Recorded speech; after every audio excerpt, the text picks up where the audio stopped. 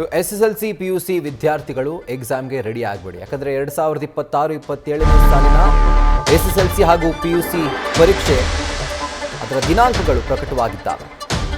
March 17ರಿಂದ April 2ರವರೆಗೂ SSLC exam ಇರುತ್ತೆ. February 28ರಿಂದ March 17ರವರೆಗೂ PUC ಎಕ್ಸಾಮ್ ಇರುತ್ತೆ.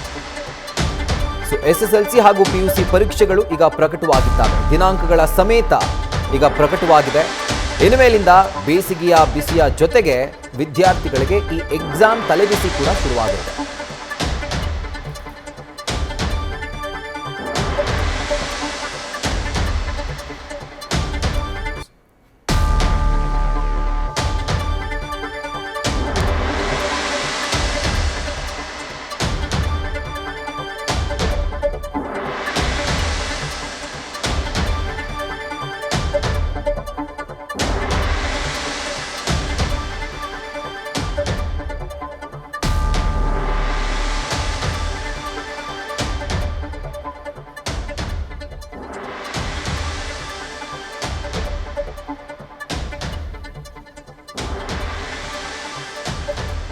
ಸೊ ಫೆಬ್ರವರಿ 28ರಿಂದ ಮಾರ್ಚ್ 17ರವರೆಗೂ PUC ಎಕ್ಸಾಮ್ ಆಗುತ್ತೆ.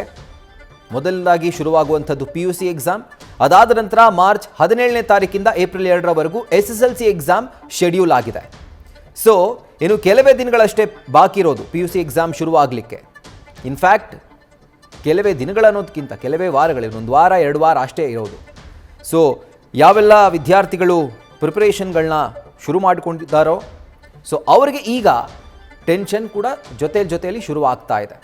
ಫೆಬ್ರವರಿ 28ನೇ ತಾರೀಕಿನಿಂದ ಮಾರ್ಚ್ 17ನೇ ತಾರೀಕುವರೆಗೂ PUC ಎಕ್ಸಾಮ್ ಇದ್ದರೆ, ಮಾರ್ಚ್ 17ನೇ ತಾರೀಕಿನಿಂದ ಏಪ್ರಿಲ್ 2ನೇ ತಾರೀಕುವರೆಗೂ SSLC ಎಕ್ಸಾಮ್ ಈಗ ಶೆಡ್ಯೂಲ್ ಆಗಿದೆ. 2ನೇ PUC ಸೆಕೆಂಡ್ ಇಯರ್ PUC 28ರಿಂದ 17, ಅಂದರೆ ಈ ತಿಂಗಳು 28ರಿಂದ ಮುಂದಿನ ತಿಂಗಳು 17ರವರೆಗೂ ಫಸ್ಟ್ ಎಕ್ಸಾಮು ನಡೀತದೆ. ಮತ್ತು SSLCನೂ ಕೂಡ ಇನ್ನು 1 ತಿಂಗಳು ಎಕ್ಸಾಕ್ಟ್ಲಿ 18ರಿಂದ ಮಾರ್ಚ್ 18ರಿಂದ